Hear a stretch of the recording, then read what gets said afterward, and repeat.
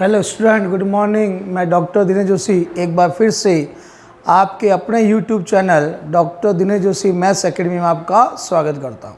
आज हमारा टॉपिक है angle between two straight line, यानी दो रेखाओं के मध्य कोण ज्ञात करना। दो रेखाएं हैं, उनके बीच का एंगल ज्ञात करना। Angle between two straight line यानी दो सरल रेखाओं के मध्य कोण ज्ञात करना। इसके अंदर पहला ले रहे हैं बेटा, जब दोनों रेखाएं वेक्टर फॉर्म में हो। किसमें हो? When both lines are in vector form. जब दोनों रेखाएं सदिश रूप में हो, सदिश रूप में हो, यानी both lines are in vector form. देखो, माना सदिश रूप में दो रेखाओं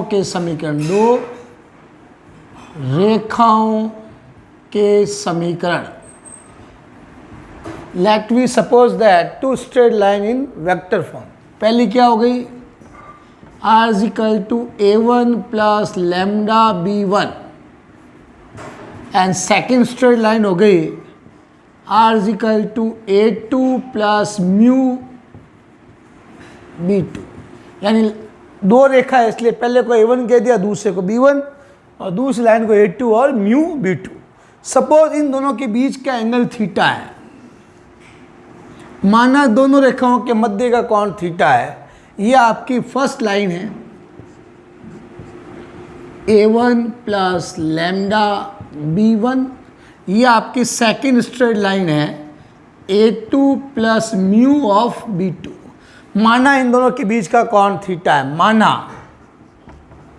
माना दोनों रेखाओं के मध्य का कोण थीटा है। We suppose that theta will be angle between given two lines. तो cos थीटा का फॉर्मूला क्या हो गया? इन दोनों के बीच का एंगल निकालना। cos theta B1 dot B2 upon mod B1 and mod B2। B1 dot B2 upon mod B1 B2। ये दो रेखाएं जो हैं उनके बीच एंगल निकालने का सूत्र आ गया, फॉर्मूला आ गया। आपको ये फॉर्मूला ध्यान रखना है। दो रेखाएं हैं, उनके बीच का कोण निकालने का फॉर्मूला होता है cos theta B1 dot B2 upon mod B1 B2। दोनों के नीचे मैग्नीट्यूड आ जाएंगे। तो ये तो दो रेखाओं के बीच कोण निकालना, एंगल निकालने का फॉर्मूला है, ये आपको याद रखना है। इसके बाद है बेटा विशेष स्थिति, स्पेशल केस। विशेष स्थिति यानी स्पेशल केस। अब विशेष स्थिति क्या है? केस फर्स्ट क्या हो गया? When both lines are mutually perpendicular. जब दोनों रेखाएं परस्पर लंबवत है। जब दोनों रेखाएं परस्पर लंबवत हैं, यानी both lines are mutually perpendicular. जब दोनों रेखाएं एक दूसरे के लंबवत होगी, यानी ऐसे होगी, एक लाइन ये है, एक लाइन ये है, दूसरी लाइन ये है, तो उनके बीच का एंगल कितना होगा? उस समय थीटा 90 डिग्री होगा। थीटा 90 डिग्री होगा तो यहाँ पे आ जाएगा cos 90 degree B1 dot B2 upon mod B1 mod B2।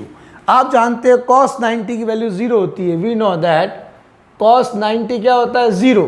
तो इधर हो गया आपका 0 is equal to B1 dot B2 upon mod B1 और मॉड B2। ये उधर मल्टीप्लाई हो गया तो ये आ जाएगा 0 is equal to B1 dot B2, यानी B1 dot B2 is equal to 0। ये कंडीशन हमें डायरेक्ट याद रखनी है।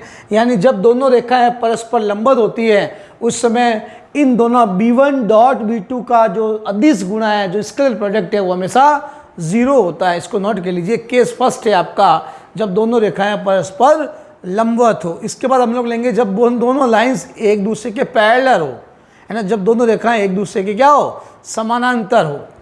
केस सेकंड ले रहे हैं हम लोग। के सेकेंड जब दोनों रेखाएं समानांतर हो, समांतर यानी both lines are mutually parallel, एक दूसरे के पैरेलल हो, यानी जब पैरेलल होगी दोनों लाइन्स तो उसके बीच का एंगल क्या होगा, थीटा होगा। मुझे बताओ जब दो लाइन एक दूसरे के पैरेलल हैं तो इनका बीच कोई एंगल बनेगा ही नहीं, उसमें एंगल क्या होगा, थीटा होगा। तो यहाँ रख देते हैं, ये जो आपके फर्स्ट कंडीशन आई है, ये वाली इक्वेशन फर्स्ट, ये आपके सेकंड आ गया। अब ये theta is equal to cos theta, यहाँ जीरो पुट कर दो तो यहाँ से आ गया cos zero is equal to b1 dot b2 mod b1 और mod b2।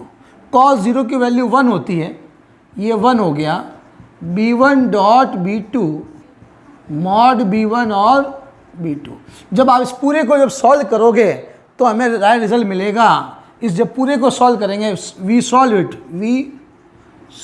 It we get, जब पूरे को सॉल्व करेंगे रिजल्ट आएगा b1 lambda times of b2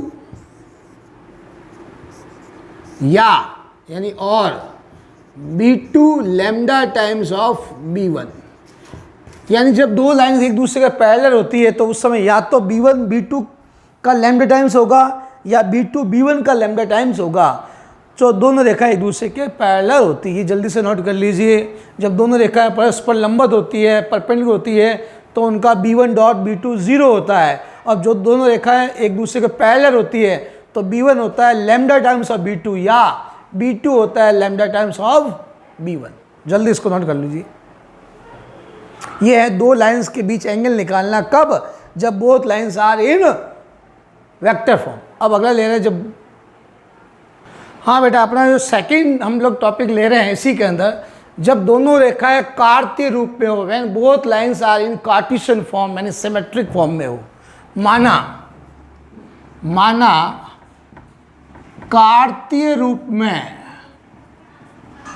में दो रेखाओं के समीकरण, दो रेखाओं के समीकरण, we suppose that two straight line in Cartesian form क्या होगी, x minus x1 upon a1, y minus y1 upon b1 and z minus z1 upon c1। ये फर्स्ट आपकी स्ट्रेट लाइन आ गई in Cartesian form. Second x minus x2 upon a2, y minus y2 upon b2 and z minus z2 upon c2।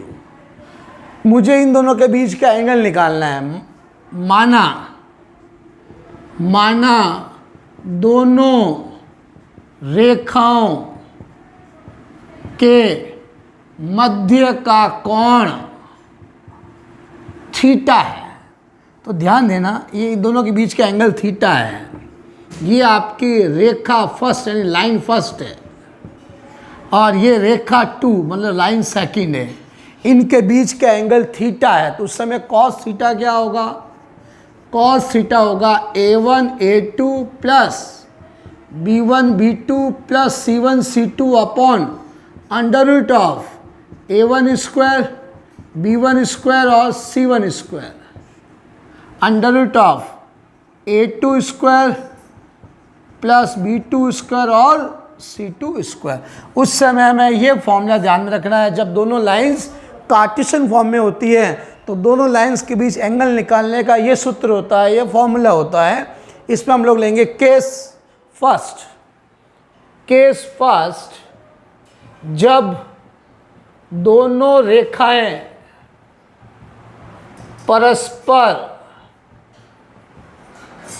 लंबवत हो, यानी both lines are mutually perpendicular. जब दोनों line एक दूसरे के परपेंडिकुलर होगी उस समय थीटा क्या होगा, 90 डिग्री होगा। कितना होगा, 90 डिग्री होगा। तो यहाँ कॉस 90 पुट करेंगे तो cos 90 a1 a2 plus b1 b2 plus c1 c2 upon under root a1 square b1 square c1 square a2 square b2 square और c2 स्क्वायर। कॉस 90 की वैल्यू 0 होती है, यहाँ 0 कर दिया मैंने।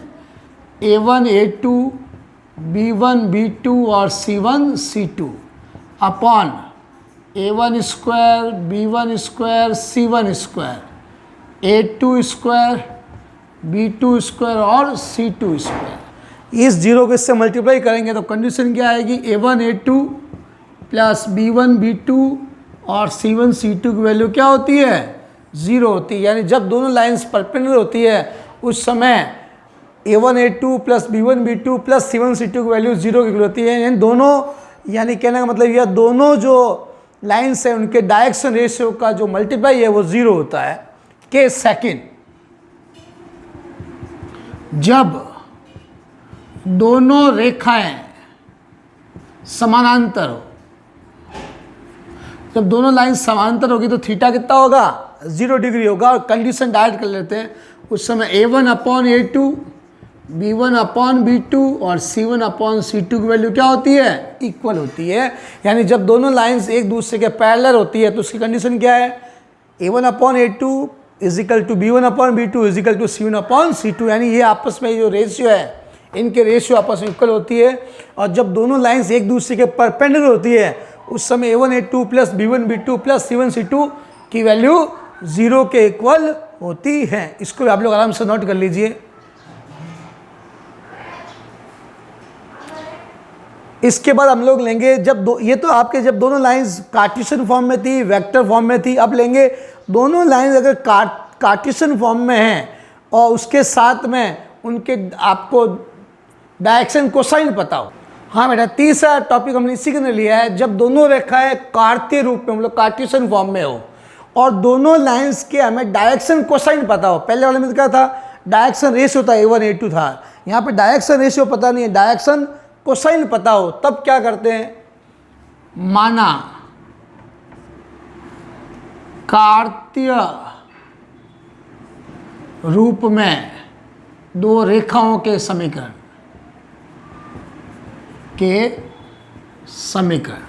देखो, पहली लाइन हो गई x माइनस एक्स अपन, पहले उसमें क्या था, आपके नीचे डायरेक्शन रेशियो थे। इस बार डायरेक्शन रेशियो नहीं है, डायरेक्शन कोसाइन आपको पता है। यानी ये L1 y माइनस y1, ये M1 z minus z1 upon N1। अगर आपको ये पता है, इस टाइप की लाइन है, ये ये आपके डायरेक्शन कोसाइन है। दूसरी x minus x2 upon L2, y minus y2 upon M2, z minus z2 upon N2। माना भाई इन दोनों के बीच का एंगल थीटा है। सपोज इन दोनों लाइंस के बीच का एंगल थीटा है। ये लाइन आपकी फर्स्ट है, ये आपकी लाइन सेकंड है। इसके डायरेक्शन कोसाइन और DC कितने हैं, L1, M1 और N1। और इसके DC डायरेक्शन कोसाइन कितने हैं, L2, M2 और N2 है। इसके तो direction cosine L1, M1, N1 है, इसके L2, M2, M2 है। तो cos थीटा का फॉर्मूला क्या हो गया, L1, L2, M1, M2 और N1, N2। उस समय ये फॉर्मूला लगेगा दोनों के बीच एंगल निकालने का, L1, L2 plus M1, M2 और N1, N2। केस फर्स्ट, जब दोनों रेखाएं लंबवत हो, यानी परपेंडिकुलर हो, उस समय थीटा कितना होगा, 90 डिग्री होगा। तो cos 90 degree L1, L2, M1, M2 और N1, N2। cos 90 0 होता है, plus M1, M2 plus N1, N2। यानी ये कंडीशन आ गई, L1, L2, M1, M2 और N1, N2 is equal to 0। यानी जब दोनों लाइंस एक दूसरे के परपेंडिकुलर होती है तो उसकी कंडीशन क्या होती है, जब DC पता हो आपको, L1, L2, M1, M2 और N1, N2 वैल्यू 0 होती है। केस सेकंड, जब दोनों रेखाएं पैरेलल हो, समानांतर हो, when both lines are parallel, उस समय थीटा कितना होगा, 0 डिग्री होगा। और कंडीशन डायरेक्ट लिख देते हैं, L1 upon L2, M1 upon M2 और N1 अपॉन N2। उस समय जब दोनों लाइंस परपेंडिकुलर है तो ये कंडीशन होती है, अब जब दोनों लाइन पैरेलल है तो L1/L2, M1/M2 और N1/N2 तीनों अगर इक्वल होते हैं तो हम कह सकते हैं कि दोनों लाइंस एक दूसरे के परपेंडिकुलर होती हैं। नोट कर लीजिए इसको।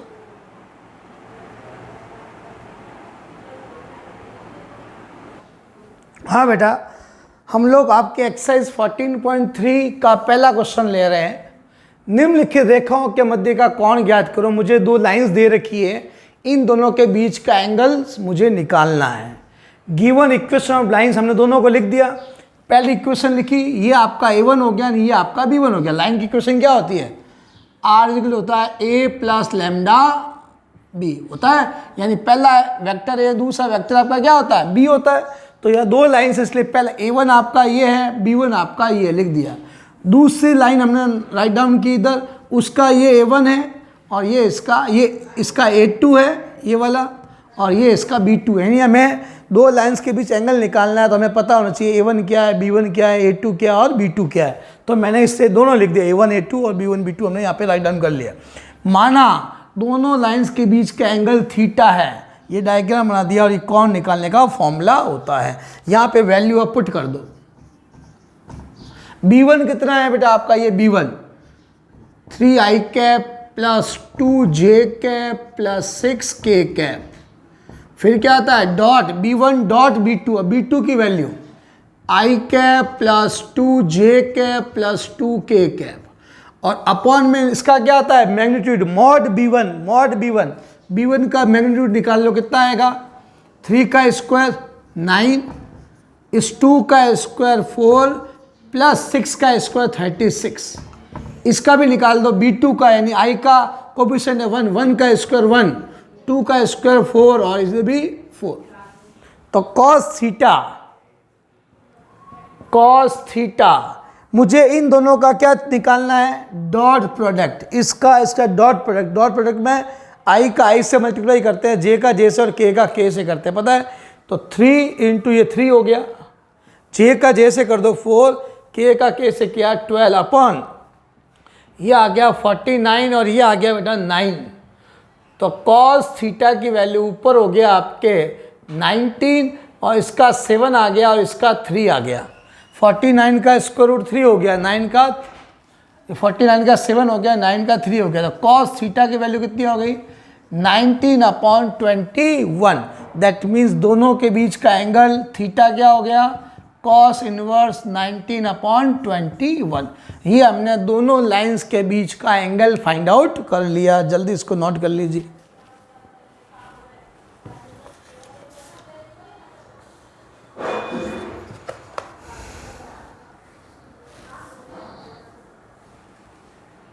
हाँ तो स्टूडेंट ध्यान दीजिए, ये जो हमने क्वेश्चन फर्स्ट किया था सेम ऐसा बेटा एग्जाम्पल नंबर 11 है, ये मैंने लिख दिया यहाँ पे, ये आपका होमवर्क रहेगा। इसी टाइप से करना है। दो लाइंस आपको गिवन है, ये इन दोनों के बीच का एंगल निकालना है। तो इसका ये A1 है, ये इसका B1 है, ये A2 है और ये B2 है। फॉर्मूला क्या होता है? cos theta B1 dot B2 में हमें दो के बीच एंगल निकालना है तो हमेशा B1 और B2 पता होना चाहिए। B1 ये है, B2 ये है। इस फॉर्मूले में पुट कर देंगे, सॉल्व करेंगे तो हमें इसका रिजल्ट मिल जाएगा। तो ये एग्जाम्पल आपका 11th होमवर्क हो गया, आप लोग खुद इसको नोट करोगे। नोट कर लीजिए इसको। हाँ बेटा इधर ध्यान देना है, हम लोग एग्जाम्पल नंबर 10th कर रहे हैं। इन दो लाइंस के बीच का हमें एंगल निकालना है। ये दोनों लाइंस ध्यान दो इस बार कार्टेशियन फॉर्म में। किस फॉर्म में? कार्ते रूप में। अगर आप चाहो तो इनको वेक्टर में चेंज करके वही पहला वाला आप लोग फॉर्मूला काम में ले सकते हो, B1 dot B2 upon mod B1 upon mod B1 B2, वो काम में ले सकते हो आप, कोई दिक्कत नहीं है।